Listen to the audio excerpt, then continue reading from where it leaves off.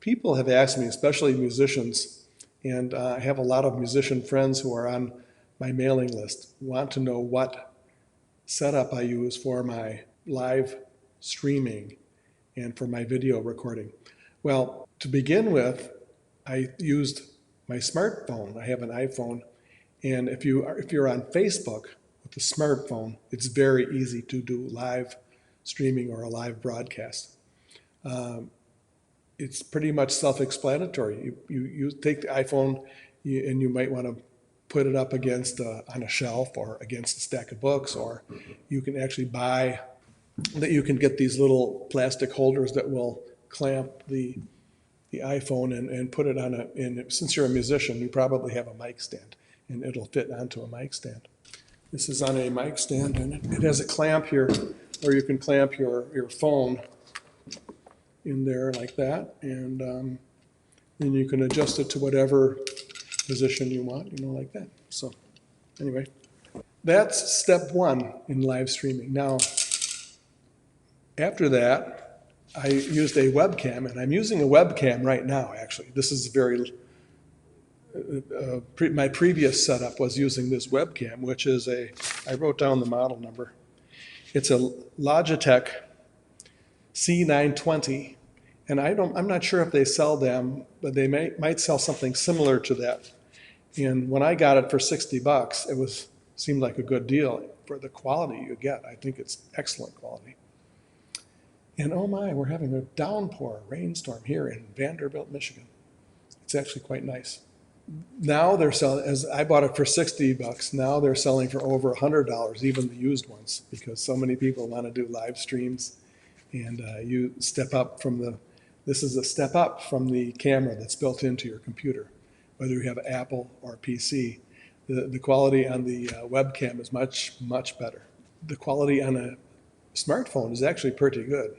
Recently, I purchased a Sony camera it's about a 5-year-old model. It's the A5100, and it's a mirrorless camera. I think it was about $400, and that is excellent for streaming for some technical reasons that you get a clean HDMI out. You don't have to remember that, but some cameras will have a output where you get all the notices and the icons that show the settings on the camera, and you don't want that. Now, usually you can filter those out with the camera, but it's another step in the process. So the Sony camera just makes it easy to do that. The Sony also makes other models that are, there are other camera manufacturers that make cameras, of course, that are very good for live streaming. But that $400 price point was actually quite a good deal for the quality of the camera, I think, in my opinion. Some people have had also success with the Canon M50. And another thing when you're searching for a camera for live streaming is to make sure that the camera will go longer than the 29-minute limit. Some of the cameras have a limit of 29 minutes and then it turns off, and you certainly don't want that if you're streaming as a musician and you're on a roll and you're playing stuff and you want to go beyond the 29 minutes. Of course, my virtual piano bar was started off at hour 15 minutes, and sometimes I'll go hour and a half, hour 45 minutes. So you want to make sure the camera will operate beyond the 29-minute limit that some cameras have, and that there's a whole background and story on why that is, but I won't go into that. And also, with the Sony A5100, which I really like, I purchased a lens, a Sigma 16 millimeter f1.4, and that was expensive. That was as much as the camera. Again, another $400 expense, but it just has makes a beautiful video quality with that lens. And also, those of you who know photography know that f1.4 means it's very good in low light. I haven't needed that. You can see I have lights back there. So I haven't needed to go to the full extent of needing low light, but it's there for me in the future if I ever need it. And plus the lens is just great quality. And that was recommended by one of the many YouTube channels that I watch for getting information. It's been just a lot of fun being self-educated on this live streaming.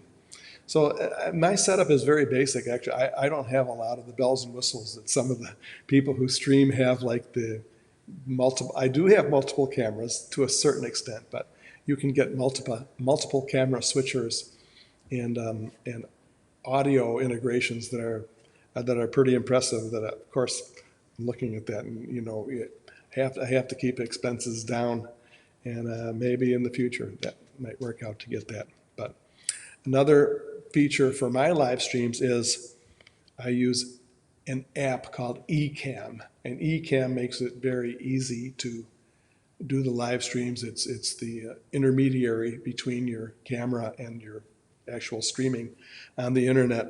And the Ecamm is something you have to pay for. I think I got a deal of it on it when it was on sale, I think for a flat fee, but you can, I think it's a monthly fee normally when you buy it, but it's just totally recommended by a lot of people who do live streaming. As some of the pros and recommend it.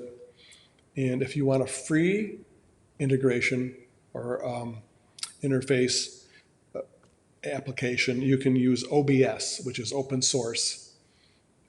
OBS, that's open source broadcasting. I don't know what it stands for actually, but it will work on a Mac or a PC. The Ecamm only works on a Mac.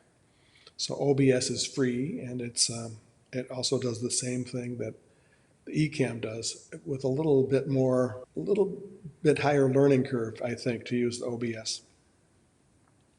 I've heard people also broadcast using Zoom. I don't know much about that, so if you wanted to research that, of course, a lot of people are using Zoom now for their conferences and things like that, so you might be able to use Zoom. If I learn more about that and I use it a couple of times, I may do another video on that, how that works for me. As of now, I don't know because I haven't used it for live streaming. Of course, I've used it for various conferences and family gatherings, and that's about it. The lights I use are Neewer, Neewer, and they were quite reasonable. And you can often get by without lights if you're just using light from the window. And you're just using a smartphone, that's probably going to be good enough. But you know, as I try to get a better video quality, and then all of a sudden, you know, other combinations and permutations come into play, and then say, oh, it'd be nice to have a light. And I can see how this can snowball into quite a combination of equipment. And speaking of equipment, for the audio, I'm using a Mackie Pro F6, and it's a very nice little 6-channel mixer. About $150. Seems like a good price to me. Mackie is a very reputable brand, has good, excellent specs, and this allows you to take the audio, plug your microphone into this board, and then it has a USB connection on the back. You go right to your computer, and then with the Ecamm application, Ecamm will recognize this mixer when you plug it into your USB. You also may want to have a USB multiple, what do you call that, to get multiple USBs into your computer. You might have to get a little extra equipment, something like that. Now, I'll put that in the list too. As I say, my setup is not all that fancy compared to some of the setups some people have. Although I'm getting there with a green screen, which is optional. Green screen is totally optional, but it's just fun to have different backgrounds, which you can do on Zoom without a green screen, I guess. Well, I know because you fool around with those different backgrounds on Zoom, but to do it properly and professionally and with a higher quality, you get a green screen to get the different backgrounds in back of you. Right now, I'm not using the green screen because I need another light. When you use a green screen, you have to have the green screen lit, then you have to have a light on yourself too, or on your subject. So getting these little things kind of multiplies the amount of equipment you need, and it kind of it's fun. It's a fun project. I tell the story all the time that 3 or 4 months ago, I lost all my gigs overnight, like a lot of musicians. And then we had to kind of reinvent things and start doing these live streams on the internet. And it's just been so much fun that I wake up happy every morning, with less money, but much happier. And there has been some money that has been coming in through the live broadcast, as I said before, but I can see the potential for doing this, and also the potential for other internet projects as musicians are doing, including a course I'm taking with the Savvy Musician Academy and Leah McHenry. I'll put a link to that too in my description, because she has a comprehensive course for musicians in having a music career, comprehensive music career in selling your music on the internet. So that's another thing I'm working on. As far as microphones, there's 2 types of microphones, as most of you musicians may know. There's the dynamic microphone, and then there's the condenser microphone. Now, the dynamic microphone is what most musicians use for live gigs. It's the Shure SM58 is the one I've been using most of my life, actually. And it's a great dynamic mic. It's durable. It doesn't allow extraneous noise to come in, and because when you're playing live gigs, there's a lot of noise around you. You just want your voice. If you're using a condenser mic, that's more for studio work, and you can utilize this feature more if you're doing live streams. However, because as you can hear, this room is very echoey, I've been using a dynamic mic, and I also got a little preamp to go with the dynamic mic, because the dynamic mic doesn't have as strong a signal, so I get a Fethead Triton audio Fethead preamp that helps boost the signal of my Shure SM58. And if you're a musician, you'll probably know what I'm talking about. So anyway, that's the basics of my live streaming. And as I said, the key, or there's a lot of what's everything is key, but the Ecamm has been just especially helpful, because it just makes things so orderly and easy, if you will. I used OBS for a while. With OBS, you have to know more about what settings you want, and it just seems to be a little bit more of a learning curve. With Ecamm, it just makes it seems to make it easier, although there is a learning curve for that too. So anyway, I'm talking about my live stream setup, and that's what it is. If you have any questions, you can leave a comment below on Facebook or on YouTube, and I'll try to answer it. There are experts out there, and there's tons of YouTube tutorials on live streaming. And I think it's Livestreaming Pro that does a live stream every day on live streaming. And I'll try to remember to put a link for that too. I watched them.